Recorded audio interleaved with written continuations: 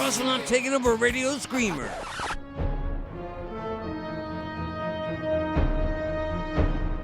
Ladies and gentlemen, Radio Screamer Network proudly presents Captain Jack, a legendary voice in rock and roll. Captain Jack, The one, the only, Captain Jack, Jack Russell.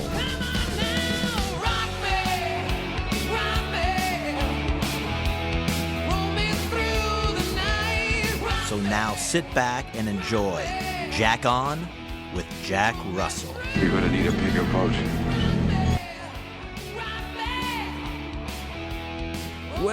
Well, good afternoon, rockers. Man, we got a great show for you today. Thank you, Dave, for letting me kind of snake your show for me this afternoon. I appreciate it.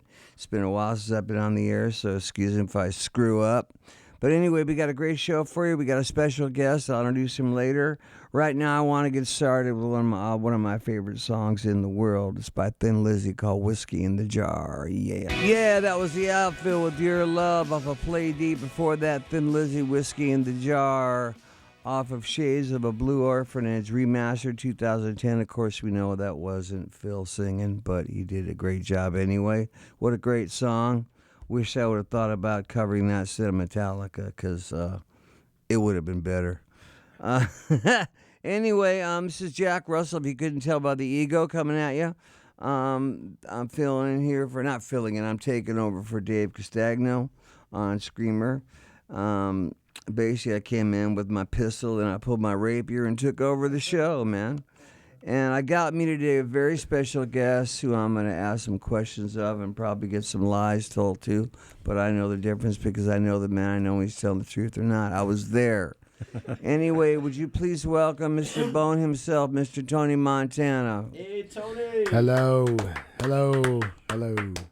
Good to be here. Good to be here. Good to have you back in the band. I mean, it's if some of you don't know, Tony rejoined the band a while back, and he was playing bass. And then one day he said, "Hey, man, I'd really like to play guitar." And I said, "Well, so would I." But I just don't have that gift. He goes, "No, I can play guitar." I go, "Really?" Because all the years I had known him, I had never saw him with a guitar in his hand, only one with 4 strings. So I just assumed, and that he just didn't play. And he showed me this video, and I could have swore it was like his head on somebody else's body, because it was just shredding. And I'm like, "You're kidding me, man. I never knew you could play like this." Surprise. It was a surprise, And he goes, "I also play keyboards." I go, "No way. Come on. What else? You play the flute. Play harmonica now, buddy." He plays harmonica. Yeah, he taught himself to play harmonica so we could do Rock Me officially. I mean, it's just been amazing. And so I said, "Yeah, sure, let's give it a shot, And from the first show, it was like, okay, that's it. You're playing guitar, and so we've got we brought in a great bass player. Yeah, great bass player, Chris Tristram, who's awesome. We got a new drummer named Dickie Fleesar. It's his birthday today, man. Happy birthday, Dickie. He's what, like 21 or something like that now? Or is that how many hairs he has on his chin? I can't just say. He's got some cute kids. He's a great guy. Great drummer. Super drummer, man. I mean, the thing is, nothing against our last drummer or our last people in our band. They're all great in their own right. But, there was an article that came out that said, Jack Russell's Great White, Trouble in Paradise are rebuilding. Well, I just want to let you know there's no trouble in paradise. We are rebuilding, and we have rebuilt, and we built, a better ship. I mean, it's great. I mean, there's everybody in the band's a lead singer in their own right. The harmonies are amazing. We're getting ready to do a new album right now. We're writing songs. We're demoing stuff. It's gonna blow your ears off. I mean, I can't say enough about it. And I've made a lot of records, and I haven't been as excited about this one as I was since Twice Shy. Me neither, man. It's gonna be smoking. So Tony, tell us what was going on. After the split with the band. After the Hooked album.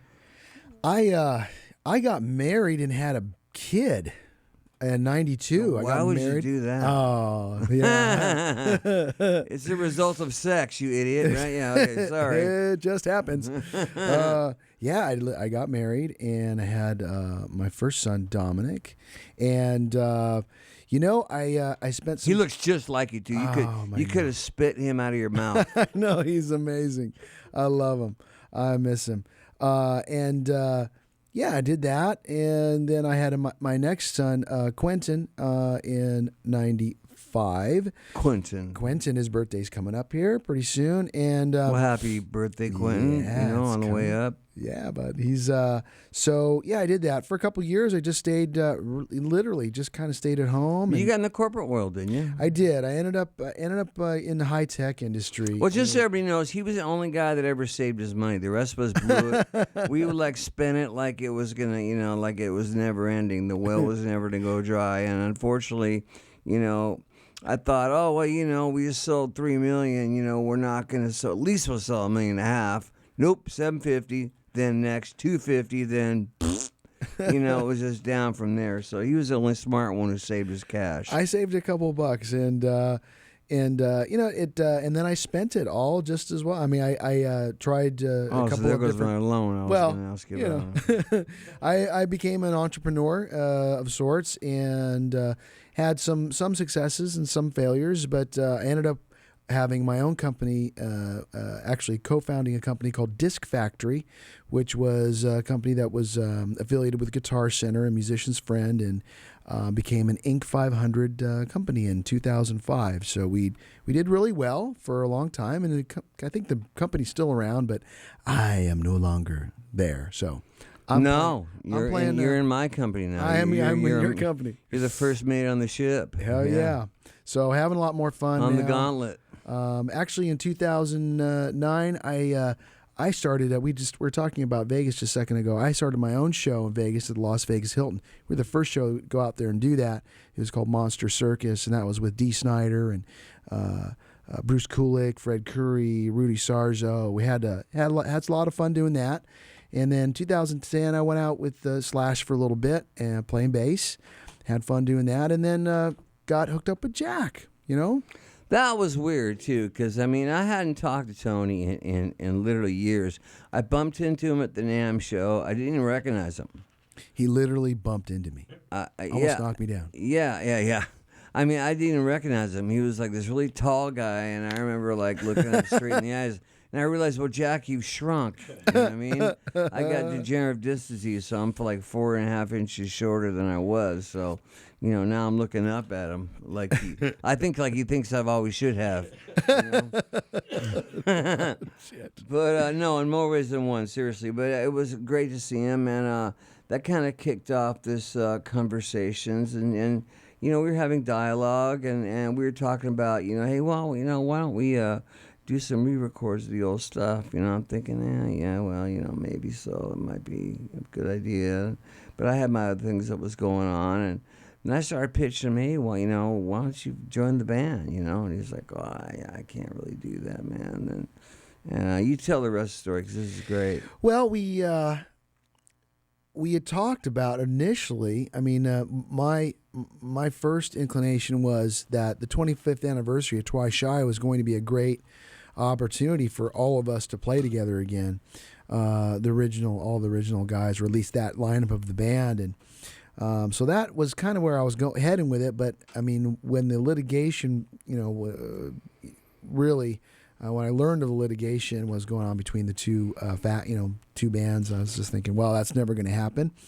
And then we talked a little bit more, and then I guess there was some unrest within your band, within Jack's band, and he'd asked. Unrest is a good word. Yeah, I'm trying to be politically correct. You're being very kind. Yes. Trying to be diplomatic here. Yeah, there were some tired people in the band. Yeah. I was very tired. Yeah. So he asked if I would jump on and play, and oddly enough, I'd gotten some third-party ominous messages that I was going to be added to a lawsuit. And, that just made me really angry. Well, plus, Tony and I talked, and, he was sitting there all these years going, why am I sitting here while there's this no-name dude out there playing songs that I, co-wrote or helped make famous, and he's making money off of my stuff. Why aren't I out there having fun doing this, And fun it is. Yeah. And fun it is, man. More so than ever, Absolutely. I'm having a ball, man. It's been great. I mean, everything's not easy, but between the five of us, it really is. I mean, I couldn't have a nicer band, really true gentlemen that I love to hang out with. Everybody respects each other and are respectful of each other. And it really, really works well. It's just like this amazing, I've fallen down the rabbit hole, and I'm hanging out with all the cool people down there at the bottom of the hole, the Mad Hatter, and of course It's good. We got rid of the Queen of Hearts, It's all good, man. It's all good. So we've been working on new stuff, and I can't say enough about it, man. How about you? I mean, I'm excited. Yeah. I'm really. It's been a long time. I've done other things, and I've produced. I've had my own band in L.A. too for a while called On His Brother, and we had some fun. Worked with some good producers and stuff, but to hear Jack work, for us to work together and to hear him sing something back to me that maybe was in my head, and of course I hear my voice singing it. To hear him is amazing, and I cannot wait. He's gonna absolutely slay these songs, and it's gonna be amazing. What's really odd is he was playing me some of his solo stuff, and I'm like, dude, you sound so much like me. I mean, I'm like scratching my head going, wow. I was locked in a tube with you for 5 years, man. I know. I'm going to end up sounding like you. Yeah, of course you're going to sound like me. But at first I didn't know. I was kind of like, what a trip, And then I got it now. What a compliment, what a wonderful thing, Learn from the best. Learn from the best. Oh, man, thank you, dude. It's just, I mean, we've got Robbie Lochner, who, in and of himself is one of the greatest guitar players. Well, he is the greatest guitar player I've ever played with. He's amazing. And I played with some great players, over the years on my solo stuff and sure, different. But I've never seen, and this is a guy that is always, his guitar is like a part of him. He's always carrying it around. He's playing it all the time. We used to drive in our what was it? It's like a Sprinter. Mercedes Sprinter thing, yeah. And we were touring that, and he was sitting in his seat with that guitar or stand up for like 9 hours just playing. And I'm like, dude, I'm not going to sit there and sing for 9 hours. I mean, of course I would love to, but, everybody else would be killing me, But it's just the dedication of these guys, and, it's not like, oh, we got to go to rehearsal. Oh, man, my cat's sick. He's got a hairball he swallowed. I can't make it, It's everybody's there. Everybody's having a great time, and this album really is going to blow your ears off. So you better buy some duct tape before you listen to it,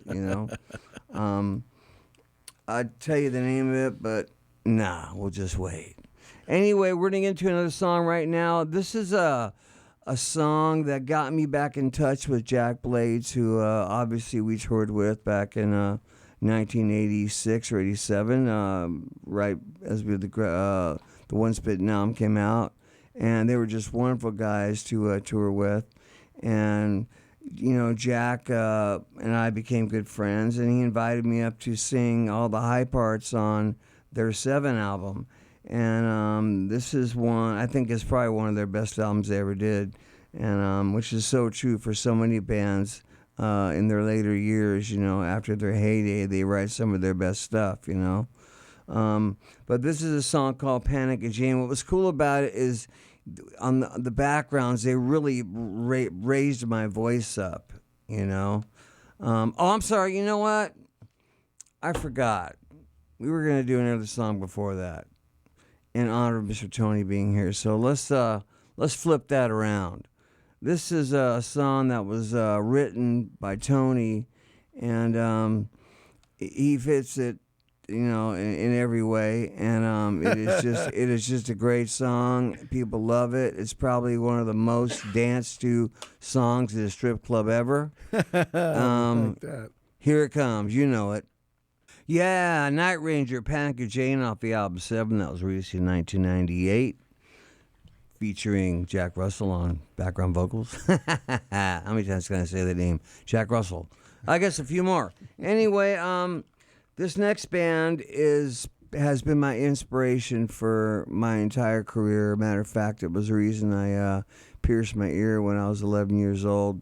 And my dad finally caught me wearing it. He says, "Jesus Christ, Nick's going to be wearing your mom's dresses." So I started looking through her closet, and hey, this will look cool on stage. I mean, the little scarf here, you know. So I guess he was halfway right. But anyway, it's a band with an amazing lead singer who still to this day has his chops, and just never ceases to blow me away with their songwriting. This is a song that was written with the help of Mr. Jack Blades. It's a song called Walk on Water off an album called Big Ones, 1994. Of course, the band we're talking about is Aerosmith. Jack Russell back here with you on the Jack On Show, which is actually a Screamer radio show, but I took it over today, so anyway, talking about Great White, we got the famous Tony Montana here for Jack Russell's Great White. More than famous. More than famous. You're infamous. Yeah, actually guitarist and keyboard player and harmonica player and whatever else he feels like learning how to play for Jack Russell's Great White. There are two bands, in case you don't know, and we want to send our best to the other guys and, wish them the best of luck. And if you get a chance, go see both bands. I don't think you'll be disappointed. But make sure you come see ours because we're really going to rip your faces off. Anyway, this next song we're going to do, this is another song off an album called Can't Get There From Here, which I happen to love. I had the title for since 1980.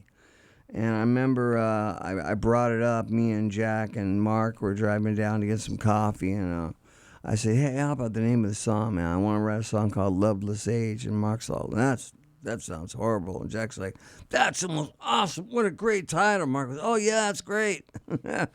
But anyway, it turned out to be a really, really good song, and it really captures the blues aspects of what the band's all about. And so without further ado, this is from the Can't Get Them Here album released in 1999 on Sony Records, Great White Loveless Age. Yeah, Great White Loveless Age off of Can't Get Them Here released in 1999.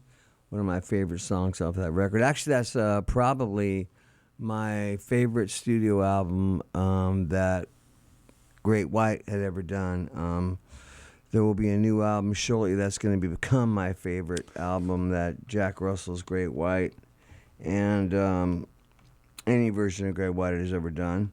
I hope it will be yours too. And Tony, you wanted to mention something. I think it's valid. Yeah, we've been out playing all summer, and we're out, hopscotching around the country right now playing. I just want to let folks know that if you do want to see Jack, and you want to hear the original voice of the band, and make sure that if you're going to go out and that it does say Jack Russell's Great White, and we go through quite a bit of pains to make sure that the promoters and the venues do bill us correctly.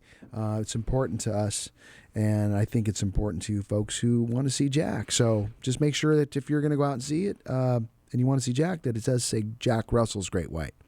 Yeah, exactly. And, it's important to the band, too. We don't want Absolutely. any confusion, Sure. We want them to have, people that want to see them. We don't want them, if they don't want to see us, we don't want to have any confusion. Sure, So, of course. Anyway, this next song we're gonna do is Tony's. You commented on this one. This is one of my favorite songs by Queensryche. It is just a outright kick you in the nuts. You know what I mean? I love this song too. Steamroll your ass. I mean, it just smokes. And a matter of fact, the other band, Queensryche, without Jeff Tate, they Right. played it the other night when we were opening up for him, and I was just blown away. Yeah. And I'm not, I'm very much a give me the real singer guy, but I have to admit, this guy sounds so much like Jeff that even Jeff has to get like tingles when he hears it. You know what I mean? I bet he doesn't. And but no, I bet he doesn't. but and I love pretty Jeff, pissed. and I love Jeff, and for all intents and purposes, I'm with him, and I believe in what he's doing. I believe, there's nothing like the real voice. But this cat, he's doing a good job. he's doing a good job, yeah. So anyway, here's Queensryche from Rage for Order, Walk in the Shadows. All right, that was, of course, Queensryche, Walk in the Shadows off Rage for Order 1986. Tony Montana's got some info for you. Let it rip. Well, we're going to be out and about, and if you'd like to come out and see Jack tear it up and the boys, then we're going to be in Denver coming up on Friday here, and then in South Dakota. Castleman's, yeah. Castleman's, and then we're going to South Dakota. We're going to be playing with Lita Ford and Warrant out there, and then out to Florida in mid-March, I think is what it is. So... Yeah, just check the website, Great White, JackRussellsGreatWhite.com. And there's also Jack Russell's Great White Pirate page on Facebook, which we would love for you to sign up and be a member. We need your support. We want you out there. If you got nothing to do, it takes 2 minutes. Get on your computer, your cell phone. Sign up to Jack Russell's Great White Pirate page on Facebook. We'd love to have you come on board. Yeah, we've got the Florida dates will be Jacksonville, Edgewater, and then we'll be in Winston-Salem, North Carolina as well. So come out and see us, man. Right on. Thank you, Tony, for being a guest. I really appreciate having you come down, man. It was great. And Love I'll to see be you at here, man. rehearsal. Yeah. Anyway, See you at the airport, we're buddy. Yeah, we'll see you at the airport, yeah.